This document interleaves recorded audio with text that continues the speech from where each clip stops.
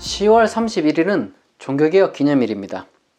종교개혁이란 지금으로부터 504년 전 1517년 10월 31일 마르틴 루터가 95개의 명제를 써서 신학적으로 토론하자라고 선언한 날입니다. 그리고 나서 오늘날 개신교의 여러 갈래가 탄생하게 되었죠. 개신교 교회보다 더 종교개혁에 대해서 정확하게 배울 수 있는 곳은 없어야 되지만, 사실 그래야 맞는 것 같지만, 오늘날 개신교의 많은 교회는 이러한 종교개혁 기념일을 마치 가톨릭 교회를 비난하는 기회로 삼거나, 아니면 극히 일부의 그 당시에 종교개혁자들이 내세웠던 교리 한두 개, 예를 들면 이신칭이라거나 아니면 원전으로 돌아가자라는 슬로건이라거나 예정론이라거나 이런 것들을 가르치는 것에 국한하려고 합니다. 또 한편으로는 또 신자들 가운데서도 극히 일부의 신자들만이 종교개혁이라는 이 사건 내지는 종교개혁자들의 생애와 사상들에 관심을 갖고 있습니다. 대다수는 어떤 그러한 것을 알고 배우는 것을 굉장히 부수적인 것, 좋은 것 같지만은 좀 지적인 유희, 이렇게 여기는 사람들이 많죠. 그러나 개신교 교회라면 반드시 이 종교개혁이라는 사건과 종교개혁자들의 생애와 사상에 대해서 다루어야 합니다. 그러나 동시에 비록 아무리 개신교 교회라 할지라도 종교개혁 기념일이 또 주일과 겹쳤다고 해서 반드시 종교개혁자들의 생애와 사상을 어떤 식으로든지 정당화하고, 그리고 종교개혁이라는 사건을 미화하는 설교를 하라는 게 아닙니다. 그렇게 할 수는 없습니다. 우리가 진짜로 계승해야 되는 것은 단순히 어떤 그 역사적 정보로서 종교개혁이라는 사건, 그리고 종교개혁자들의 생애와 사상에 대해서 알아야겠지만, 그럼에도 불구하고 더 중요한 것은 종교개혁이라는 것이 갖고 있는 어떤 그 원칙, 그겁니다.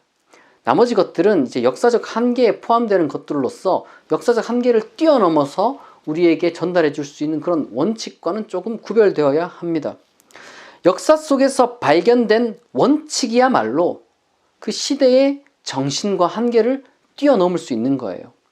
따라서 오늘은 종교개혁의 원칙을 발견하고 그것을 계승하여 오늘날 우리의 신앙과, 그리고 오늘날 우리 한국교회에 적용하기 위한 그러한 설교를 할 예정입니다. 그러나 지나치게 많은 시간을 쓸 수 없는 관계로 오늘 종교개혁 기념일에는 루터에 집중하도록 하겠습니다. 통상적으로 이제 마르틴 루터가 종교개혁을 일으킨 장본인으로 여겨집니다. 물론 종교개혁 이전에도, 루터 이전에도 이제 교회를 개혁하려고 했던 사람이 있었어요. 많았죠. 예를 들면 루터에게 정신적으로 영향을 미치기도 했었던 이 얀 후스라는 체코의 신학자가 있었습니다. 이 사람은 이제 루터보다 100년보다 앞선 사람이에요. 이 사람은 가톨릭 교회를 비판하면서 그 앞으로 다룰 이제 면죄부 내지는 면벌부를 이제 판매하는 것을 비판했고, 또 성직매매도 비판했었고, 그리고 자국어로 성경을 번역했고, 그리고 당시에 이제 평신도에게는 이제 성찬시에 포도주가 주어지지 않았는데 모종의 어떤 중간에 어떤 그 신학적인 논쟁으로 인해서요, 그런 것도 이제 허용하는 이런 일들을 추진을 했습니다만은 결국에는 이단으로 낙인이 찍혀서 결국에는 화형당해 순교합니다. 이러한 얀 후스 같이 종교개혁 이전의 교회 개혁자들은 적지 않았습니다만은, 그럼에도 불구하고 루터가 종교개혁을 일으킨 인물로 거론되는 이유는 이 루터로 인해서 이어진 그 역사를 살펴보면 알 수 있는데, 바로 이 루터로 인해서 혹은 루터로 말미암아 이 벌어진 새로운 운동이 이제 폭발적으로 퍼져서 이전에 없던 그런 적극적인 지지들이 유럽 전역에서 생겨나서 실제로 유럽 전체를 결국에는 바꾸어 놓았고, 그리고 또한 냉정하게 말해서 교회를 분열시키는 일이 발생되었기 때문입니다. 약 30대 중반이었던 루터가 소비 95개나 되는 그러한 명제를 거론하며 비판하고자 했던 것은 결국에는 로마의 그 성 베드로 대성당 건축을 위한 면벌부 판매와, 그리고 그 면벌부 판매를 위해서 내세웠던 그 어떤 그 소위 신학적 정당화에 대한 것이었습니다. 루터가 비판하려고 했던 게 바로 그런 거라는 거예요. 제가 이제 95개를 이제 다 말할 수 없으니까 이제 3가지만 그 중에서 좀 중요한 것들, 지금 오늘 이야기하는 것과 조금 직접적으로 이제 관련되었다고 볼 수 있는 것들만 제가 얘기를 해볼 텐데요. 우선 31번이 이렇게 되어 있습니다. 근데 이게 제가 직접 번역한 거라 여러분들이 통상적으로 읽을 수 있는 이런 것과는 좀 다른 번역일 수도 있습니다. 물론 내용이 다르진 않아요. 31번 진심으로 회개하는 사람은 드물다. 그러니 면벌부를 구매하는 사람 중에서 진심으로 회개하는 사람도 드물다. 사실상 없다. 말하자면 이 면벌부라는 것이 제 아무리 많이 팔린다 할지라도 엄청나게 팔렸잖아요. 그럼에도 불구하고 그게 이제 실제로 신자들 사이에서 진정한 어떤 내면의 회개를 이루어내는 것이 아니라는 거죠. 신자들 입장에서는 손쉽게 벌을 면하고, 교회는 뭐 그런 어떤 욕망을 이제 돈 주고 이렇게 이제 살 수 있게 함으로써 쉽게 돈을 버는 그런 사태에 대해서 지금 루터가 비판하고 있는 것이라 할 수 있겠습니다. 그래도 50번은 뭐라고 되어 있느냐? 그리스도인은 만약 교황이 어떤 소재의 설교의 그 부당한 징수를 알고 있다면, 그러니까 의역하자면 이제 면벌부를 이제 설교하는 자들이 이제 돈을 뜯어내는 것을 알고 있다면, 교황은 성 베드로 대성당이 자신의 양 내지는 뭐 신자의 피부, 가죽, 뼈로 지어지기보다 차라리 불의 잿더미가 더 좋아해야 한다는 그런 가르침을 들어야만 한다. 조금 복잡하지만 지금 여기서 이제 소재의 설교자라는 표현이 나왔는데 이게 무슨 말이냐면, 그러니까 용서받을 수 없는 대죄라는 개념이 있어요. 예를 들면 성령 회방죄 같은 그런 것과 대비되는 어떤 그 중세 시대에 있었던 그 용서받을 수 있는 죄가 이제 소재라는 것인데, 어쨌든 중요한 것은 제대로 된 이제 그리스도인이라면 교회의 지도자라는 사람이 어떠해야 되는지 똑바로 알고 있어야 된다는 거예요. 그 교회의 지도자, 우리로 따지면 목사가 되겠죠. 이제 목사라는 사람은 어떤 사람이어야 되느냐, 거기에서 똑바로 알고 있어야 되고, 동시에 또 교회의 지도자, 이 목사라는 사람도 혹시나 뭐 자기가 비록 뭐 직접 한 건 아니라 할지라도 교회 내에서 뭐 불의가 벌어지고 이제 성도의 영혼을, 삶을 피폐하게 죽게 만드는 일이 일어난다면, 그 어떤 그 일이 아무리 중요한 일이라 할지라도 뭐 교회 건축 뭐 이렇게 지금 얘기를 하지만 그런 것들을 당장 멈출 수 있을 정도의 용기와 이성, 이런 마음을 지녀야 된다는 그러한 이야기입니다. 그러니까 이것도 이 교회와 그리고 이제 그 성도 이 두 편에 향해서 이제 겨냥하고 있는 거죠. 마지막으로 또 제가 여러분들에게 소개할 것이 75번인데요. 75번은 이렇습니다. 비록 불가능한 일이지만 교황의 죄용서 혹은 사면이 하나님의 어머니를 범한 사람을 용서할 정도로 크다 혹은 위대하다라고 생각하는 것은 미친 거다. 하나님의 어머니를 범한다는 것은 아마도 이제 루터가 생각했을 때 인간이 저지를 수 있는 가장 어떤 큰 범죄를 표현하는 그런 것으로 이제 봤던 것 같아요. 그러니까 루터가 봤을 때 면벌부라는 것은 사실 아무런 효력도 없는 것임에도 불구하고 마치 전혀 그것과 정반대로 인간이 저지를 수 있는 가장 큰 죄까지도 해결할 수 있다는 것은 그야말로 미친 거다라고 이야기를 하고 있는 겁니다. 그런데 이게 둘 다 미쳐야 이게 가능한 거잖아요. 둘 다. 이처럼 루터는 이제 당시에 이 교회의 부패를 신학적으로 정당화하는 그것을 이제 비판을 했는데요. 그렇다면 교회의 부패의 그 기준이 뭐냐라고 했을 때 일반인들에게 공연하고 막 무익한 그런 고통과 불안과 괴로움을 떠안겨주고, 혹은 반대로 그 사람들의 어떤 그 잘못된 욕망을 정당화해주는 이제 이런 것들이 이제 교회가 부패했다는 것을 이제 기준으로 보았던 겁니다. 그리고 루터는 바로 이러한 어떤 그 비판을 필두로 하여 수많은 훌륭한 논문들과 이제 성서 강의들을 이제 해냅니다.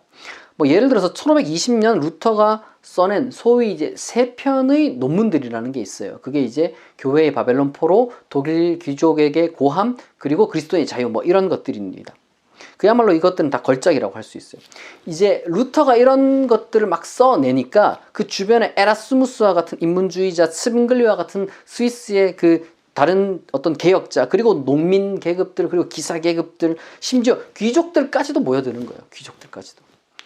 물론 뭐 그 당시 때 뭐 정치적 상황이라는 걸 고려해야 되지만 어쨌든 루터에게로 사람들이 모였습니다. 그의 진정성에 감탄한 것이다 라고 봐도 저는 될 것 같아요.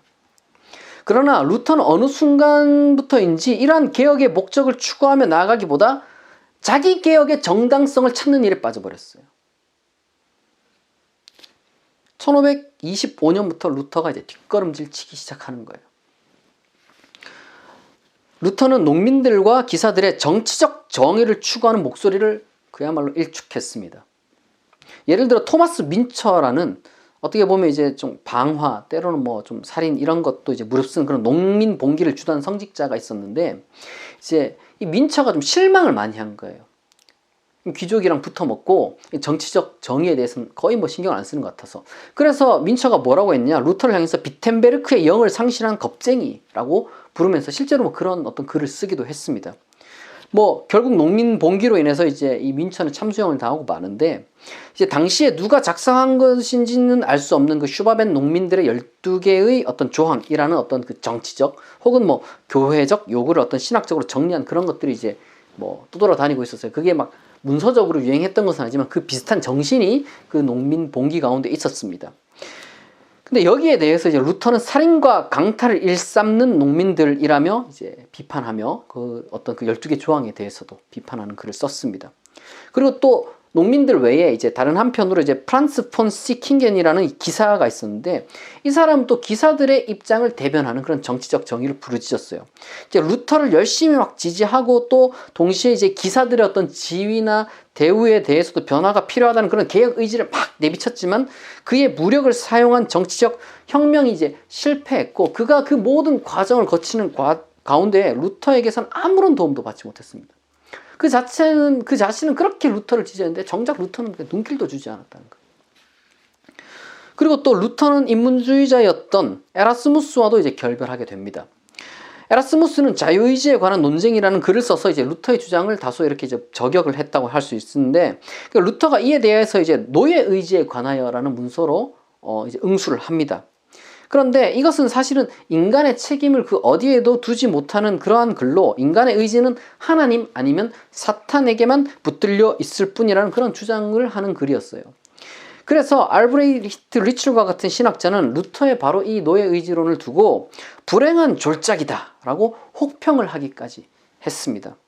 게다가 이런 인문학뿐만 아니라 이제 과학 측에서도 루터는 이제 천문학자이자 지동설을 주장한 이제 코페르니쿠스를 이제 멍청이라고 욕하면서, 성경 요소에 보면 이제 태양아 멈춰라 뭐 이런 말이 있는데, 지동설이 맞다면은 어떻게 이제 이런 구절이 있겠느냐 이런 식으로 이야기를 했던 것이죠. 그러니까 루터가 시대의 아들이다라고 핑계 대기에는 그 동시대 인물들이 주장했던 인문학과 자연과학을 종교에서 멀어지게 만든 거예요. 루터가 종교개혁을 추구하면서 그렇게 만들어버린 겁니다. 그리고 루터는 심지어 다른 그런 종교개혁자들은 인정했느냐? 그런 것도 아니었어요. 몇 번씩이나 성찬 문제로 인해 의견을 좁히지 못했습니다. 아마도 1529년 그 마르부르크 회의에서 15개의 조항을 두고 이제 합의를 보려고 했던 그 루터파와 이제 소위 이제 스빙글리파가 이제 다 합의를 봤어요. 15개 중에 14개를 합의를 봤는데, 이 마지막 그 14번째 있는 그 성찬 문제 때문에 결국에는 이제 서로 갈라져야 했습니다. 스빙글리 같은 경우는 이제 에라스무스의 어떤 그 인문주의적인 어떤 그 합리적인 그런 방식으로 성찬을 이제 상징 내지는 이제 기념으로 이해하려고 했는데, 루터 같은 경우는 그 정도까지 못 간 거예요. 여전히 약간은 좀 고전적인 설명 방식 내지는 이제 교리에 매달려가지고 가톨릭처럼 완전히 무슨 마술적인 것도 아니지만 스빙글리처럼 현실적인 것도 아닌 그런 뭐 애매모호한 그런 입장을 제시했습니다.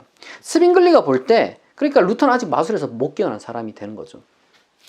그래서 결국에는 둘이 이제 갈등을 겪어서 결국에는 이제 감정 싸움으로까지 이어졌어요.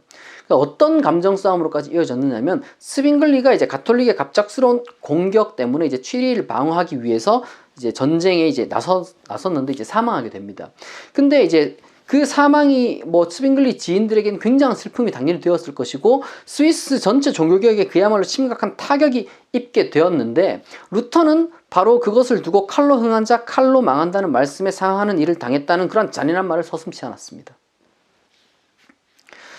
그리고 루터는 그 헤센주의 이제 필립 백작의 이중혼의 고해 성사를 받아주고, 그의 이중혼을 구약의 일부 다처제를 가져와서 정당화해 줍니다. 그러니까 이중혼이란 말은 이제 그 백작이 자기 부인을 두고 이제 그 하녀와 이제 결혼해야 되는데, 이제 이 당시 때 이게 이제 불법이었단 말이에요.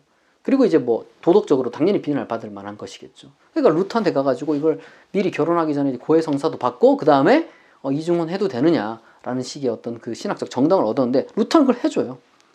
근데 루터가 그걸 뭐 자기 나름의 어떤 확신이 있어서 그런 게 아니라 이게 잘못이라는 걸 뻔히 알면서도 그런 식의 좀 정당화를 해줍니다. 그래서 이거 비밀로 해라. 막 이런 식으로 비밀로 붙이라는 그러한 당부까지 했었죠.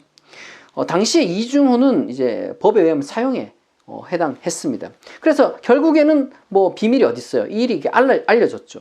그러니까 필립 백작은 이제 당시 이제 어떤 그 귀족으로서 이제 가톨릭파였던 칼 5세라는 황제와 나름 이렇게 대립을 이루고 있었는데 칼 5세한테 막 용서를 구하면서 그리고 루터를 포함한 그 소위 이제 종교개혁을 지지하며 취했던 황제와 이제 가톨릭에 대한 어떤 그 강경한 노선을 어느 정도 이제 거둘 수밖에 없었습니다. 그래서 칼 호잇이라는 교회사 학자는 이 사건을 두고 종교개혁사의 암흑의 날로 규정을 합니다. 마지막으로 루터는 유대인들과 그들의 거짓말이라는 이제 말년의 논문을 통해서 정말 씻을 수 없는 그런 과오를 남기게 됩니다. 이거는 그 어떤 사람도 부정하지 못하는, 루터를 제 아무리 어떻게 이제 정말 이제 변호하려는 하는 사람도 부정하지 못하는 그런 잘못인데, 해당 논문에 보면은 이제 루터가 유대인들을 향해서 7가지 어떤 실천 사항을 해야 된다라고 이렇게 자기가 명시를 해놨는데, 그걸 보면 정말 경악할 만합니다. 제가 그 7개를 낭독해 볼게요. 첫째, 유대인들의 회당을 불태워라. 둘째, 유대인들의 집을 부수고 파괴해라. 셋째, 유대인들의 종교서적, 기도서나 탈무드를 빼앗아라. 넷째, 유대인들이 랍비들에게 가르치는 것을 금지해라. 다섯째, 유대인들의 통행보호를 폐지해라. 여섯째, 유대인들의 고리 대금업을 금지시키고 그들의 모든 돈과 은이나 금과 같은 보석을 빼앗아라. 일곱째, 젊고 강한 남녀 유대인들에게 손에 도리깨, 도끼, 곡괭이, 삽, 실패, 물레를 쥐게 하고 코가 땀에 젖을 때야 비로소 빵을 얻게 하라. 실제로 나치는 자신들의 반유대주의를 정당화하는데 이 루터를 이용을 했고요. 이제 1933년 루터 탄생 450주년을 루터 교회에서 기념하고 축하했으며, 루터의 바로 이 논문 유대인들과 그들의 거짓말에 관하여를 이제 재프린트해서 대중들에게 뿌렸습니다. 지금까지 살펴본 것처럼 루터는 위대한 종교개혁을 시작을 하긴 했지만 인간의 한계로 인해서 엉망진창으로 이제 삶을 마감할 수밖에 없었어요. 왜 그렇게 되었을까요? 제가 이것에 대해서 일일이 다 이야기할 수는 없을 것 같습니다.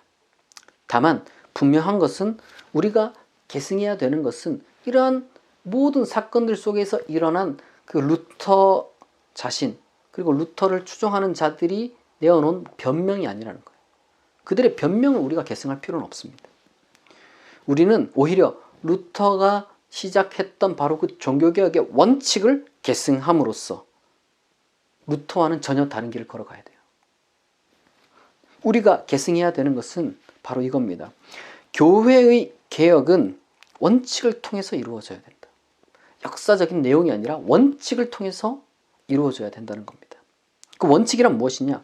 성도의 신음이 곧 교회 부패의 징조이며, 교회의 개혁은 성도를 신음하게 만드는 교회의 관습을 철폐하고 또한 그 관습을 정당화하는 신학을 비판함으로써 이루어진다라는 겁니다.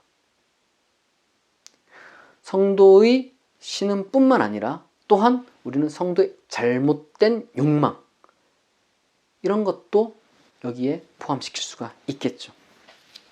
오늘날 한국교회는 이 교회의 부패와 성도의 이제 잘못된 욕망 혹은 잘못된 쾌락을 거래하고 있는 강도의 구렬처럼 되어버렸어요.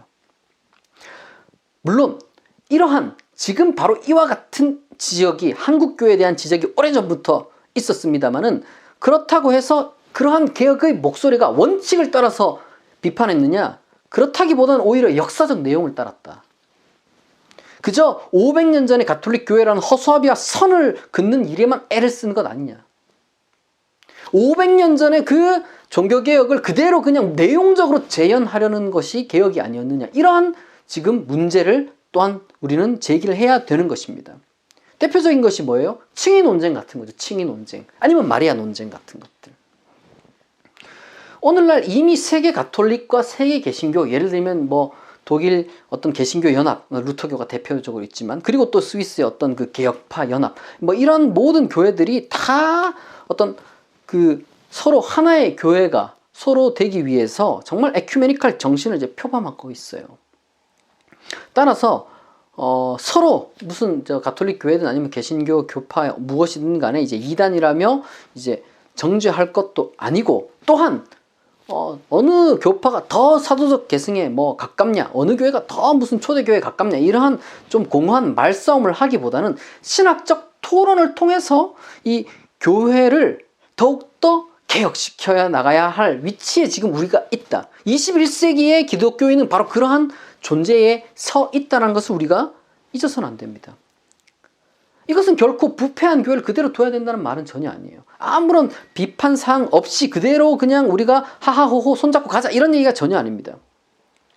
루터 당시에, 그때는 교회가 분열되기 전이었죠. 루터가 그 종교개혁을 일으키기 전, 그때 교회가 하나였던 것처럼 지금도 에큐메니컬 정신과 보편 교회에 대한 사도적 신앙 선언에 따르면 오로지 교회는 하나이기 때문에 교파에 얽매이지 않고 여전히 비판을 할 수 있어야 한다는 의미입니다. 이러한 원칙에 대해서 위르겐 몰트만이라는 신학자는 성령의 능력 안에 있는 교회에서 이렇게 말합니다. 만약 에큐메니컬 운동이 분열된 교회들을 그들의 자리에 함께 모이도록 인도한다면 교황무호에 관한 논쟁이 가톨릭 내부의 문제라고 말하거나 유아세례에 관한 논쟁이 개신교 내부의 문제라고 말할 수 없게 된다. 만약 모든 개별적인 교회 안에 온 교회가 현존해 있다면 모든 교회가 이 문제에 참여하고 있는 셈이다. 에큐메니컬 교회 개념은 그리스도의 한 교회에 대한 포괄적인 이해로 인도한다. 여기서 물론 한 걸음 더 나아가서 단순히 뭐 교황무호, 유아세례가 아니라 이 두 교회가 동시에 공유하고 있는 교회 내 성차별 문제, 성소수자 차별 문제, 성폭력 문제, 이런 것들도 우리는 비판할 수 있어야 되겠죠. 교단에 상관없이. 그러나 루터는 하나된 교회를 사실상 어쨌든 파괴해 버렸습니다. 이것이 오로지 루터의 탓이냐? 그렇게는 말할 수가 없겠죠. 당연히 그렇게 말할 수는 없습니다. 오늘날 교회의 모습을, 그러나 다양한 교회 모습이 아니라 분열된 교회의 모습으로 그대로 두는 것은 결코 초기 루터가 추구했던 종교개혁의 그 정신이라고는 할 수가 없습니다. 왜냐하면 루터가 종교개혁을 함으로써 혹은 이제 그 95개조 논제를 통해서 이루고자 했던 것은 교회 개혁이지 교회 분열이 아니었다는 것이죠. 하지만 루터는 조금씩 자신의 그 개혁자의 어떤 삶을 살아가면서 그 교회 개혁보다 분열에 더 집중한 나머지 지금까지 이야기했던 대로 함께 해야 할 너무 많은 동료, 그리고 품어야 할 너무 많은 사람들을 버렸습니다. 그것이 루터가 저지른 가장 큰 잘못, 우리가 절대 따르지 말아야 할 과오일 겁니다. 더 나아가 루터가 실패했던 정치적, 학문적 무관심도 우리가 반복해서는 안 됩니다. 교회는 물론 예배 공동체로서 그 구성원들의 제1차적인 혹은 주된 관심사가 이제 종교적인 것에 이제 집중되어 있는 것은 뭐 당연합니다만은, 그러나 인간으로서 추구해야 할 하나님 나라는 그보다 크다는 사실을 우리가 잊어서는 안 돼요. 하나님 나라는 이 우주를 포괄하는 개념입니다. 따라서 정치적 정의를 실현하는 일에 무관심하거나 혹은 정치적 정의를 실현함에 있어서 게을러서는 안 된다는 거예요. 과거에 그 국가가 이제 폭력을 휘두르는 이제 권력 집단으로 이제 군림했던 때가 불과 얼마 전이에요. 불과 얼마 전까지 이제 그렇게 군림했고, 아직도 뭐 어떤 국가들 중에서는 그런 국가들이 있잖아요. 그래서 비교적 정치적 저항과 정의를 신학적으로 찾는 것이 그렇게 어렵진 않았어요. 하지만 오늘날에는 그렇진 않죠. 왜냐하면 정치 자체가 매우 성숙했기 때문입니다. 정치 자체가 성숙했기 때문이에요. 독재로부터 민주주의로 오기까지 우리나라는 그야말로 정치적 전진을 정말 빠른 시일 내에 이루었다고 할 수 있어요. 하지만 그 과정 가운데 신학이 뭐 그렇게 큰 역할을 하진 못했습니다.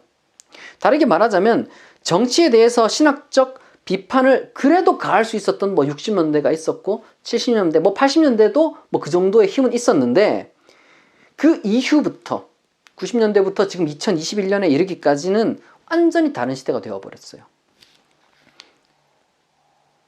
따라서 루터의 신학을 문자적으로 반복하는 방식으로는, 그리고 우리가 루터의 태도를 갖는 식으로는 시대착오적인 사람이 되거나 피상적인 이야기, 아니면 사회에서 내몰리는 그러한 입장밖에 가지지 못하게 될 것입니다. 학문적 무관심도 마찬가지예요. 우리가 흔히 말하는 자연과학과 인문학에 대한 무관심이 갈수록 이제 교회 내에서 커져가고 있어요. 이 일에 앞장서는 수많은 신학자들로 인해서 점점 더 교회가 미신의 소굴이 되어가고 있습니다.